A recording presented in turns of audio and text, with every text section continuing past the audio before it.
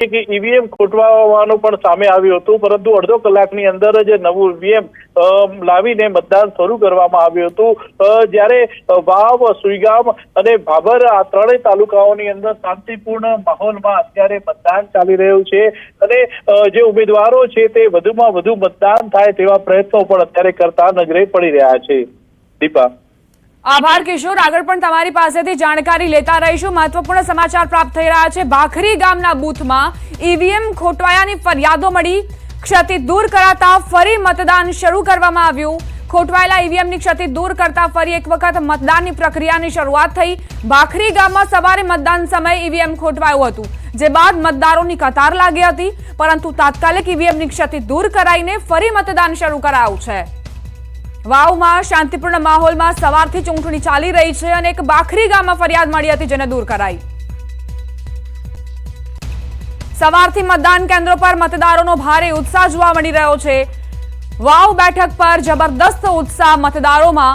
પોતાના ધારાસભ્યને ફરી એક વખત વાવની જનતા ચૂંટવાની છે। ગેનીબેન ઠાકોર, જેઓ લોકસભા ચૂંટણી જીતતા જ આ બેઠક ખાલી પડી હતી અને હવે ફરી એક વખત તેની પર મતદાન। વાવમાં 2024માં 69.43% મતદાન થયું હતું। મતદારોના ઉત્સાહને જોતા આ રેકોર્ડ પણ તૂટી શકે છે તેવી જાણકારી।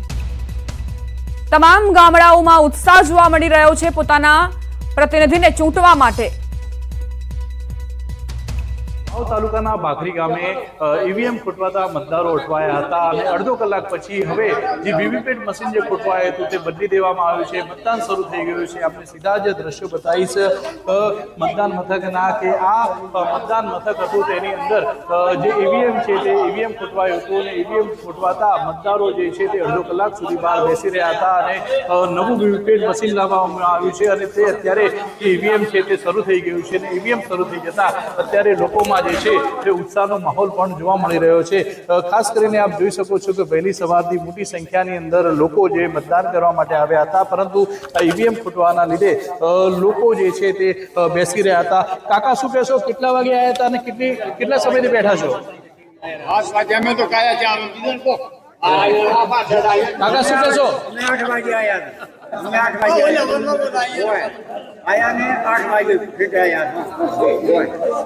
જે લોકો જે છે તે અત્યારે વહેલી સવારથી આવ્યા હતા અને ઈવીએમ ખોટવાતા તેઓ મુશ્કેલીમાં મુકાયા હતા, પરંતુ મહત્વની વાત તો એ છે કે ઈવીએમ શરૂ થઈ જતા અત્યારે મતદારોએ રાહતનો શ્વાસ લીધો છે।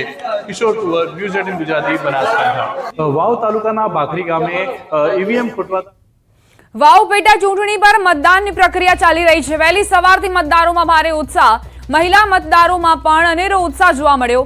સ્થાનિક પહેરવેશ સાથે મહિલા મતદારો મતદાન બૂથ પર પહોંચી। વાવ બેઠકમાં કુલ 1,49,000 જેટલી મહિલાઓ છે અને આ મતદારો મહિલા મતદારો જેમની મતદાન પ્રક્રિયા બાદ જ નક્કી થશે કે આખરે વાવમાં રાજા કોણ। વાવ વિધાનસભા બેઠકની પેટા ચૂંટણી 3 લાખથી પણ વધારે મતદારો જે છે તે આજે મતદાનનો ઉપયોગ જે છે તે કરવાના છે। તેની અંતર્ગતની વાત કરવામાં આવે તો 1,49,000 જેટલી મહિલા મતદારો જે છે તે પણ પોતાના મતાધિકારનો ઉપયોગ જે છે તે કરી રહ્યા છે। અત્યારે હાલ બલોધણ ગામ ખાતે પહોંચ્યા છે। આ તમામ મહિલાઓએ પોતાના મતાધિકારનો ઉપયોગ જે છે તે કર્યો છે। તમામ મહિલાઓ જે છે તે મત આપીને આવ્યા છે, તેની સાક્ષી પૂરી રહ્યા છે। તમામ મહિલાઓએ મતદાન જે છે તે કર્યું છે અને વહેલી સવાર છે, વહેલી સવારથી જ લોકો મતદાન કરવા માટે આવી રહ્યા છે, હોંશે હોંશે મતદાન કરી રહ્યા છે। મતાધિકારનો ઉપયોગ કરવો જોઈએ અને તે બખૂબી રીતે નિભાવી રહેતા હોય તે પ્રકારના દ્રશ્યો ગ્રામ્ય વિસ્તારની અંદર પણ જોવા મળી રહ્યા છે। અનેરો ઉત્સાહ જે છે તે જોવા મળતો હોય છે। કયા કયા મુદ્દાઓને ધ્યાનમાં રાખો છો અને કયા મુદ્દાઓને ધ્યાનમાં રાખીને આજે મતદાન કર્યું? કઈ કઈ સમસ્યાઓ છે તમારી, કઈ સમસ્યાનું સમાધાન થાય તેની માટે તમે મતદાન કરવા માટે આવ્યા? અમારે તો બધી સમસ્યાઓ કોઈ હજી પૂરી જ નથી થઈ। ઘણી બધી સમસ્યાઓ છે, બેકાર બેઠા અમે ભણીને। કોણ આવે તો તમારી સમસ્યાનું નિરાકરણ કરે?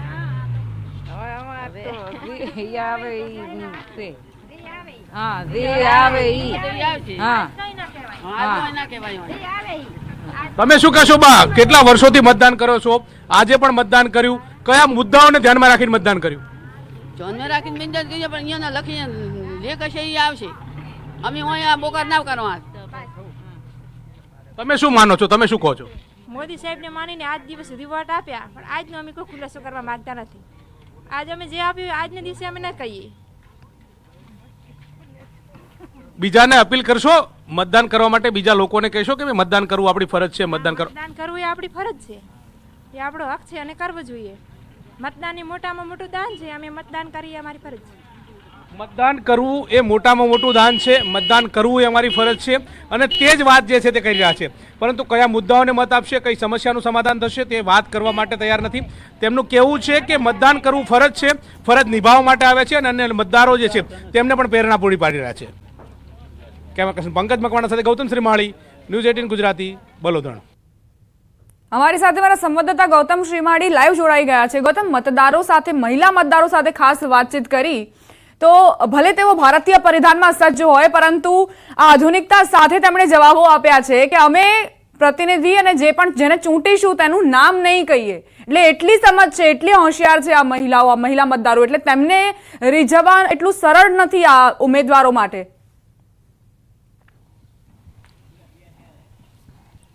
દીપા, આમ જોવા જઈએ તો ગ્રામ્ય વિસ્તારનો મતદાર જે છે તે શાણો હોય છે, અને એ પોતે જે મનમાં ધાર્યું હોય છે, મનમાં ઠામ્યું હોય છે તે પ્રકારનું મતદાન કરતા હોય છે. જે આપણે ઉદાહરણ જોયું, જે મહિલાઓ સાથે વાતચીત કરી, તેમણે કહ્યું કે અમારી સમસ્યા જે છે, સમસ્યાનું નિરાકરણ કરશે તેને મતદાન કરીશું. તેમણે એક વાત એ પણ કરી કે અમારું જે કોને મત કર્યું છે એ આજે ન કહી શકાય, પરંતુ અન્ય લોકોને અપીલ કરતા નજરે પડ્યા છે. એટલે આ ગ્રામ્ય વિસ્તારનો મતદાર કેટલો ભોણો અને સમજદાર જે છે તેની ઉપરથી અંદાજ લગાવી શકાય છે. વહેલી સવારથી જ તમામ મતદાન કેન્દ્રો ઉપર જાઓ તો મતદાન મથકો ઉપર લાંબી કતારો જે છે તે પણ જોવા મળતી હોય છે. લોકો હોંશે હોંશે મતદાન કરી રહ્યા છે. પેટા ચૂંટણી હોય એટલે નીરસ મતદાન હોય, આ પ્રકારનું હર હંમેશ રીતે જોવા મળતું હોય છે. પરંતુ વાવમાં આ જે બાબતો જે છે તે ખોટી ઠરી રહી છે, સંપૂર્ણ રીતે સાવ નઠારી ઠરતી હોય તે પ્રકારની બાબતો છે. કારણ કે વહેલી સવારથી જ લોકો કામ પરવારી અને મતદાન કરતા હોય છે, એટલે કે પહેલા મતદાન પછી કામ, આ પ્રકારની સ્થિતિ જોવા મળતી હોય છે. અને એને કારણે જ આ મતદાન મથકના દ્રશ્યો તમે જોઈ રહ્યા છો કે વહેલી સવારથી લોકો આવ્યા, મતદાન કર્યું, અને ત્યારબાદ હવે લોકોની પાંખી હાજરી હોય તે પ્રકારના દ્રશ્યો જે છે તે મતદાન કેન્દ્રો ઉપર જોવા મળતા હોય છે, જે સાફ રીતે દર્શાવે છે. પરંતુ વાત એ છે કે 3 લાખથી પણ વધારે મતદારો જે છે તે વાવ વિધાનસભા બેઠકની અંદર છે. 1,49,000 જેટલી જે મહિલાઓ જે છે તે મતદાર તે આ સમગ્ર વિસ્તારની અંદર મહિલા મતદારો છે. એ જ રીતે 1,50,000થી પણ વધારે પુરુષ મતદારો છે. આ તમામ મતદારો જે છે તે આજે પોતાના મતાધિકારનો ઉપયોગ જે છે તે ફરી એક વખત કરશે. 23 તારીખે પરિણામ આવશે, પછી ખબર પડશે કે કોના તરફનો ઝુકાવ જે છે તે જોવા મળ્યો છે. એક તરફ ભારતીય જનતા પાર્ટી જે છે તે જેમનો 7 વર્ષનો સંન્યાસ છે, 7 વર્ષના સંન્યાસ માટે થઈ અને એડી ચોટીનું જોર લગાવતી નજરે પડી રહી છે, ત્યારે કોંગ્રેસ જે છે તે આ બરકરાર રાખવા માટે, આ બેઠક બરકરાર રાખવા માટે પણ ખૂબ જ મથામણ કરી રહી છે. એની સામે 10 અપક્ષના ઉમેદવારો છે, કેટલાક ઉમેદવારોએ ટેકો આપતા પણ નજરે પડ્યા છે. ત્યારે હવે કોના તરફી કોણ મતદાન કરે છે, કયા મુદ્દાઓને પ્રાધાન્ય આપે છે તે જોવું રહેશે. એટલે કે પરિવર્તન પુનરાવર્તન વર્સિસનો જંગ જે છે તે જોવા મળશે, અને હવે કોના તરફનો ઝુકાવ જે છે તે જોવા મળે છે. પરંતુ હોંશે હોંશે મતદારો જે છે તે બાકી સંખ્યાની અંદર આવી રહ્યા છે.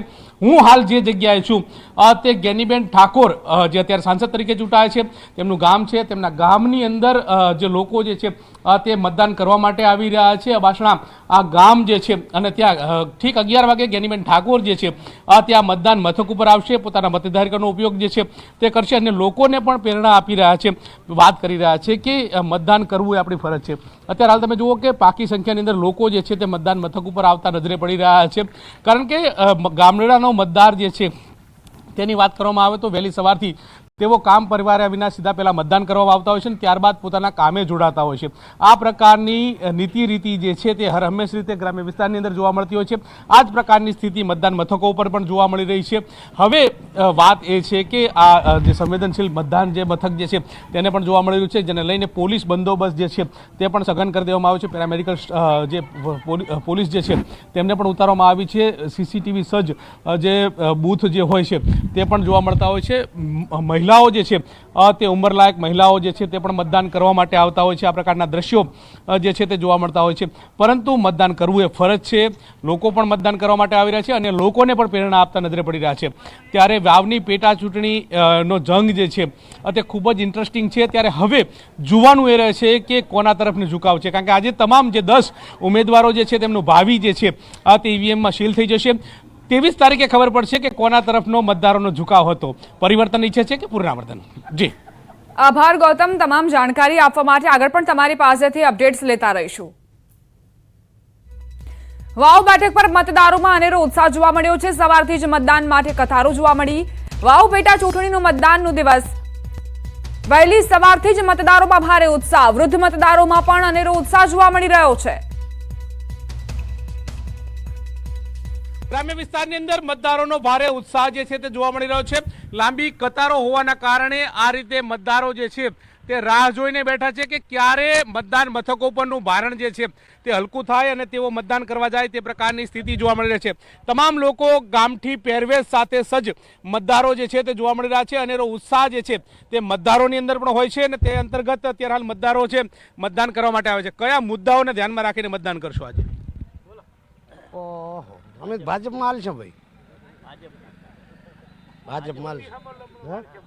હા, શું કાકા તમે શું કહો છો? મોદી સાહેબ હમો લમણો વાળ છે કે ઉપર મોદી સાહેબ છે ને આજ મોદી સાહેબ બધું પૂરે છે એટલે અમને બહુ એ બે છે. કયા કયા પ્રશ્નો છે, કયા પ્રશ્નો નિરાકરણ થાય એવું લાગી રહ્યું છે? બધી વાતે અમારે શાંતિ છે. તો અત્યારે પાણીની શાંતિ છે. બધી વાતે 2,000 રૂપિયા હાલે છે અને ચમ અમે પાછા મોદી સાહેબ કે ઈ થાય. તમે કાકા શું કહેશો? કેટલા વર્ષોથી મતદાન કરતા આવો છો, આજે બી મતદાન કરશો? પહેલા તો હતા ધોના કાંકરેજમાં, પણ એ મને થોડું ફેર પડ્યો એટલે અમે આયા ભાજપમાં. એટલે પાણી લાવ્યો, પાણી બોર ખારા થઈ ગયા હતા. પાણી લાવ્યો, 2,000 રૂપિયા હાલે, બીજું કામ કરે અને બોર્ડનું કામ એક રાજમાં કરી નાખે ને બોર્ડના કામ થતા નહોતા. આવા કામ મોદી સાહેબે કરાયા તો અમે ભાજપ જેવું નથી કોઈને હાલવાના. ચોક્કસથી તો આ મતદારો જે છે પોતાના મનની વાત કરી રહ્યા છે, મતદાન કરવા માટે આવી રહ્યા છે. પોતાના પ્રશ્નો મુદ્દાઓને જે વાચા આપશે તેને મતદાન કરશે તે પ્રકારની વાત આ મતદારોના મુખેથી સાંભળવા મળી રહી છે. કેમેરામેન પંકજ મકવાણા સાથે ગૌતમ શ્રીમાળી, ન્યૂઝ 18 ગુજરાતી, બલોદણ, વાવ.